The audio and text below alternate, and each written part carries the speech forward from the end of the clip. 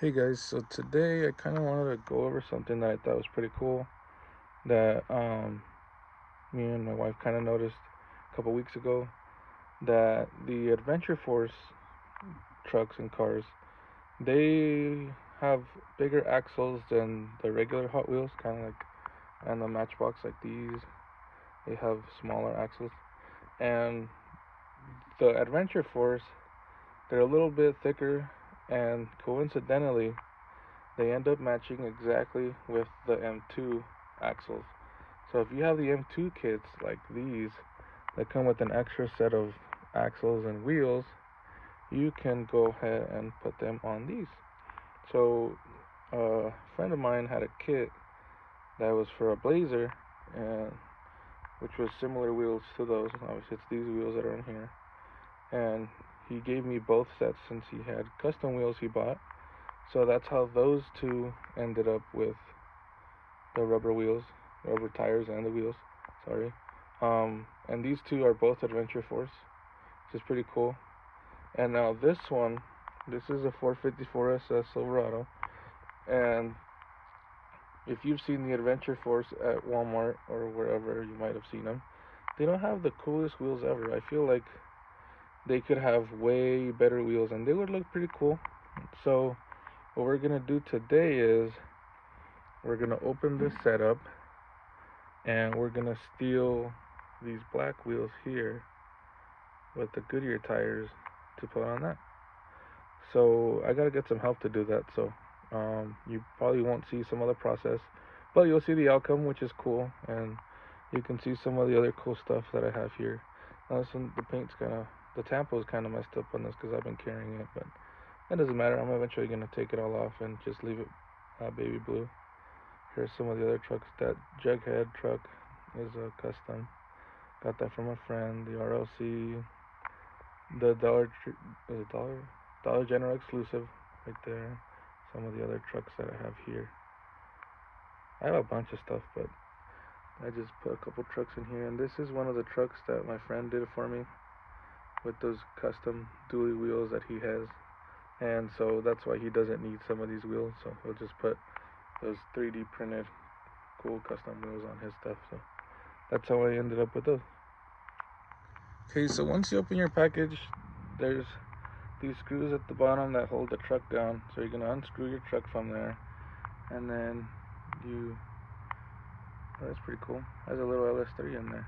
I didn't even notice that. So it's pretty cool. Those are your axles in that little clear bag. You get a free screwdriver, so you can use your screwdriver to unscrew the truck from the bottom. And then you can keep that for later on when you do other projects. But usually they always come with one, so sometimes I'll give those away to my nephews or things like that. But they're pretty good for other things. Okay, so this is the bottom.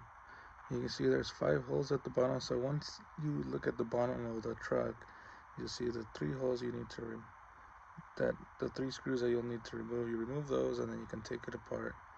You'll see the base, and that's way easier to put those axles and new wheels and tires on there. Okay, so here's truck number one. We actually didn't put the wheels that came in the kit. We had another set somewhere on a different truck, and I thought, no, you know what? These will probably look way better on that truck. So I went on ahead and did these. Put the little LS3 in there. I don't know. What do you guys think? I think it looks pretty good. I like the I like the letters on the tires. Maybe it would look cooler with the white letters. I don't know. But we'll probably decide that later. But I figured the white letters would look cool on this truck. So we put those on there, and we'll see how this looks. Let's go ahead and open that and get going. Okay, so now we have it open. Here's what that looks like. Looks pretty cool. Got some alright detail on it, if you ask me. So I found another one of these Blazers in one of my boxes. I knew I had one, so I finally found it. So I want to show you guys what it looked like before, which is there, and after. It makes a huge difference in the look of the truck. Look at that. Look at that Blazer. With those, and with the ones that came with it. I mean, look at this. I think it's a huge difference. And then, well, this, we got the axles cut off, and there you go. So we'll just have to slide in the other ones. They should slide right in, hopefully. Otherwise, we kind of just bugger this up. But stay tuned. Okay, so I want to point something out that we figured out right now we were doing this. So you see how this one has the wider axle in the front, and then on the back, see the little space on the base. So you're gonna need a bigger axle for the front than you do in the back. So this one has even sides. The front and the back are almost even. So that means that the rear axle that's shorter isn't gonna fit on either side, which it does, but there's not enough in there to hold the wheels on. So what we're gonna have to do is open another kit that we have laying around and use the front axle on there. So we're going to take 2 axles to put it on there, but they still fit regardless. If you have the M2s, you can always make something work. Okay, so here's the final look. Here's the C10 or the Scottsdale. That's what it shows, which is weird. I think the Scottsdale is a GMC, but it says Chevy on it. Anyway, there's that truck right there with the LS3 in it, nice and tucked up. And here's the 454. The rear wheels are a little wide, so they still got, at least they got a little bit. The front one's kind of sticking a little.